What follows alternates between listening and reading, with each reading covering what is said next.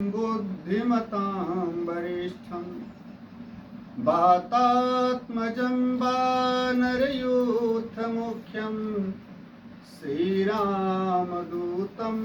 शरणं प्रपद्ये।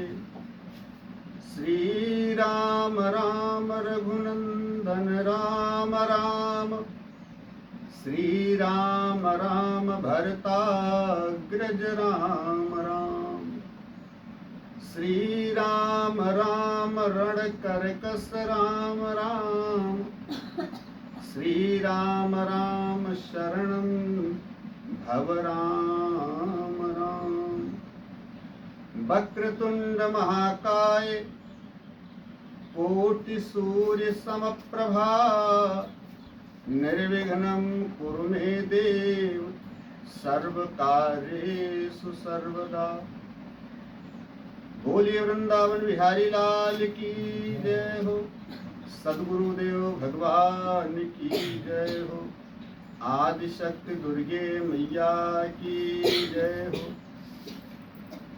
गणेश भगवान की जय हो। श्री राम जय जय राम, श्री राम जय जय राम, श्री राम जय जय राम, श्री राम जय जय राम। जय सिया राम जय सिया राम, जय सिया राम जय सिया राम। बोलिए सद्गुरुदेव भगवान की जय हो। आजकल एक प्रश्न ज्यादा सुनने को मिलता है। प्रश्न ये ज्यादा सुनने को मिलता है कि कथाओं में, सत्संग में और ज्यादातर लोगों के द्वारा ये सुनने को प्राप्त होता है कि भगवान से प्रेम करो, परमात्मा से प्रेम करो। और लोग कहते भी हैं कि हम प्रेम करते हैं भगवान से, लेकिन प्रेम कैसे किया जाए, प्रेम की परिभाषा क्या है, प्रेम करने का तरीका क्या है। जिस प्रेम के द्वारा भगवान की प्राप्ति संभव है, जिस प्रेम को जीवन में उतारना या करना आवश्यक है, वो प्रेम किया कैसे जाए। ऐसे तो हम मुंह से कह देते हैं कि हम प्रेम करते हैं, भगवान से प्रेम करो, प्रेम ही सार है प्रेम जगत में सार और कुछ सार नहीं। ऐसे कह तो देते हैं, कहना भी आसान है, लेकिन उस प्रेम को जीवन में उतारा कैसे जाए, प्रेम करने का तरीका क्या है। तो सबसे पहले इस बात को समझें कि प्रेम का अर्थ क्या है। वैसे तो कबीरदास जी ने भी कहा है कि ढाई आखर प्रेम के पढ़ाई सो पंडित होय। लेकिन प्रेम का अर्थ क्या है, वास्तविक अर्थ देखें। प्रेम में 3 अक्षर हैं। पा से परमात्मा, रा से रमण करना या रम जाना, मां से मन में। मन में परमात्मा का रम जाना या मन में परमात्मा का रमण करना ही प्रेम है। और ऐसे हम प्रेम करते हैं, ये प्रेम का वास्तविक स्वरूप नहीं है। मन में परमात्मा का रम जाना, और रमने का मतलब है कि हम काम कोई भी कर रहे हैं, लेकिन निरंतर मन से परमात्मा की याद होती रहे, निरंतर परमात्मा की याद बनी रहे। जैसे गोपियों का स्वरूप है, श्याम स्वरूप बस्यो ही में फिर दूजो रंग न भावेरी। कहा कहूँ को माने मेरी, सिर बीती है सो जाने। श्याम का रंग प्रत्येक रोम रोम में बस गया है। अब यहाँ रोम रोम में बसाना तो बड़ी कठिन बात है, लेकिन मन में परमात्मा को रमा लेना निरंतर परमात्मा की याद मन में बनी रहना ये ज्यादा कठिन बात नहीं है, आसान बात है। लेकिन थोड़ा प्रैक्टिस में करके अपने को उसमें ढालना पड़ेगा और उस प्रैक्टिस को हम करना शुरू करें और धीरे धीरे करते करते करते करते हम उस श्रेणी में पहुंच सकते हैं कि जो बात हम कहते हैं वो हमारे मन में उतर जाएगी। माने प्रेम हमारे जीवन में, हमारे मन में उतर जाएगा। इसकी प्रैक्टिस कैसे की जाती है? तो प्रैक्टिस करने के लिए हमें मन को उसमें रमाने का प्रयास करना पड़ेगा। इसमें सबसे पहले तो हमें नाटक करनी है। नाटक करने का मतलब ये है कि सबसे पहले हम मन को जब लगाना शुरू करेंगे तो मन हमारा लगेगा नहीं, लेकिन उसको नाटक के द्वारा नेत्र बंद करके हम बैठ गए। अब मन तो हमारा बार बार भाग रहा है, माने यादें हमारे मन में न जाने कैसी कैसी आ रही हैं, फिर भी हम नेत्र बंद करके ध्यान करने की प्रक्रिया कर रहे हैं। अब ये है तो नाटक, मन मेरा लग नहीं रहा है, लेकिन नाटक करना पड़ेगा प्रैक्टिस के लिए, और धीरे धीरे वही नाटक हमारा यथार्थ में बदल जाएगा। और जब यथार्थ में बदल जाएगा तो हमारा मन उसी परमात्मा में लग जाएगा और हमारे मन में परमात्मा रमना शुरू हो जाएंगे।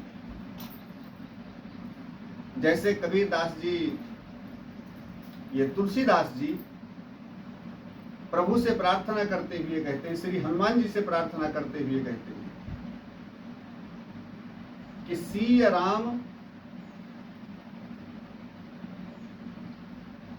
पवन तने संकट हरण मंगल मूर्ति रूप, राम लखन सीता सहित हृदय बसहि सुरभू। ये हमारे हृदय रूपी मंदिर में आकर के विराजित हो जाएं। इसके लिए हमें प्रैक्टिस करने के लिए बताया है 1 घंटे प्रैक्टिस अगर हम नित्य करें, 1 घंटे वातावरण बिल्कुल शांत हो, संसार का कोलाहल बिल्कुल शांत हो। 12 बजे रात के बाद, 12 बजे से लेकर के सवेरे के 5 बजे तक सांसारिक वातावरण बिल्कुल शांत रहता है। 12 बजे तक हल्का फुल्का कोलाहल रहता है, 12 बजे से 5 बजे तक एकदम कोलाहल शांत रहता है, बिल्कुल प्रकृति शांत रहती है। उस समय किसी भी समय 12 बजे से लेकर 5 बजे के बीच किसी भी समय, जिस समय हम जग जाएं हाथ मुंह धो करके, और 1 घंटे पहले तो आधे घंटे से प्रैक्टिस शुरू करें, बैठ करके नेत्रों को बंद करके, और जिस स्वरूप को हम अपना इष्ट मानते हैं, अपना प्रभु मानते हैं, जिससे हम प्रेम करना चाहते हैं, उस स्वरूप को अपने दिमाग में केंद्रित करके, मस्तिष्क के बीच में केंद्रित करके, या अपने हृदय भवन में केंद्रित करके, हृदय भवन में केंद्रित करना थोड़ा कठिन है, मस्तिष्क में केंद्रित करना थोड़ा आसान है। प्रैक्टिस इसकी भी करना पड़ेगा, लेकिन थोड़ा आसान है। तो मस्तिष्क में अपनी दृष्टि को जमा करके, उसमें उस स्वरूप को केंद्रित करके, जिसको हम प्रेम करना चाहते हैं, जिसको हम अपना बनाना चाहते हैं, उस स्वरूप को मस्तक के बीच में केंद्रित करके, और फिर उस नाम का हम उच्चारण करना शुरू करें, मन ही मन। ध्यान में वो स्वरूप केंद्रित रहना चाहिए और मन में उसके नाम का उच्चारण होना चाहिए। ऐसे आधा घंटा 1 घंटा हम प्रैक्टिस करें। मन हमारा बार बार भागेगा, इधर उधर जाएगा, लेकिन जैसे मन भागे इधर उधर जाए, तुरंत उसको खींच करके फिर उसी में लगा दो। इस प्रक्रिया को करते करते 2 दिन, 4 दिन, 10 दिन, 15 दिन, महीना भर, किसी न किसी दिन हमारे मन में एकाग्रता जागृत होगी। जैसे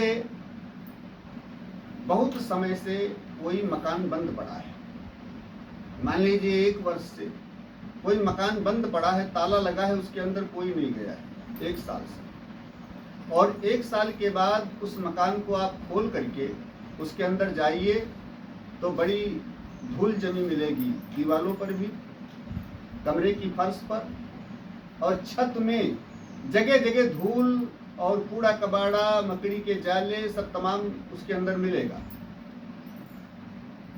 फिर आपने झाड़ू उठाया और कमरे के अंदर झाड़ू लगाना शुरू किया।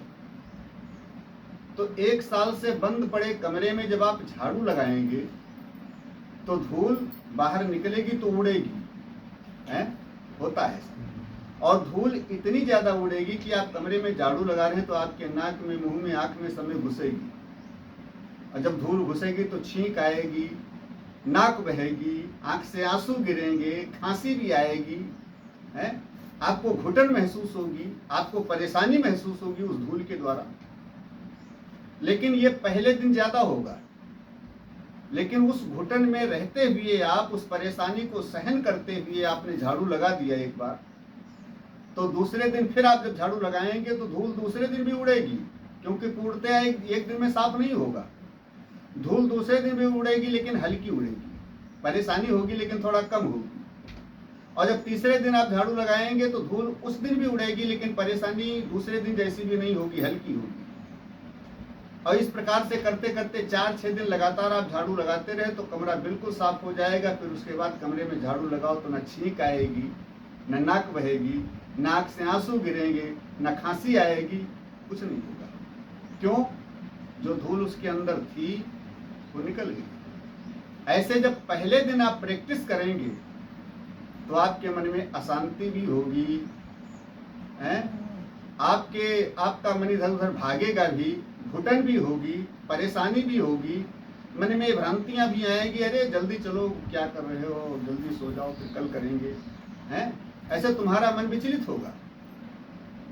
जैसे कमरे में पहले दिन झाड़ू लगाने से छींक आती है, आंख से आंसू गिरते हैं, परेशानी होती है। ऐसे तो इस ध्यान प्रक्रिया में भी जब आप जाएंगे, उस प्रेम को ढूंढने का प्रयास करेंगे, प्रेम को अपने मन में जागृत करने का प्रयास करेंगे, तो जो हमारे अंदर विकार रूपी धूल भरी है, तो जब इसके अंदर, इस कमरे में झाड़ू वगैरह लगाना शुरू करेंगे नाम के द्वारा, ध्यान के द्वारा, तो इसके अंदर जो विकार रूपी धूल भरी है वो धूल उड़ेगी। और धूल उड़ेगी तो तुम्हारे मन को विचलित करेगी, मन तुम्हारा ज्यादा भागेगा। उस मन को बार बार खींच करके एकाग्र करो। विचलित हो तुम्हारा मन, तुम्हारे मन के अंदर कोई अन्य भ्रांतियां आए, आलस्य आए, उन सबको किनारे करते हुए आप उस प्रैक्टिस में लगे रहो। तो 2, 4, 10 दिन परेशानी होगी, महीना भर 15 दिन परेशानी होगी, लेकिन धीरे धीरे जब ये तुम्हारे प्रैक्टिस में उतर जाएगा तो एक दिन तुम्हारा मन भागना भी बंद कर देगा, एकाग्रता भी आ जाएगी, और वही प्रेम माने परमात्मा तुम्हारे मन में आकर के उतर जाएगा, है? और प्रेम तुम्हारा जागृत हो जाएगा। माने परमात्मा का मन में रमण कर लेना, परमात्मा का मन में रम जाना, यही प्रेम का वास्तविक स्वरूप है। और ये प्रेम का वास्तविक स्वरूप तुम्हारे मन में उतर जाएगा इस प्रैक्टिस के द्वारा। ये सबसे बड़ी सुंदर प्रक्रिया है।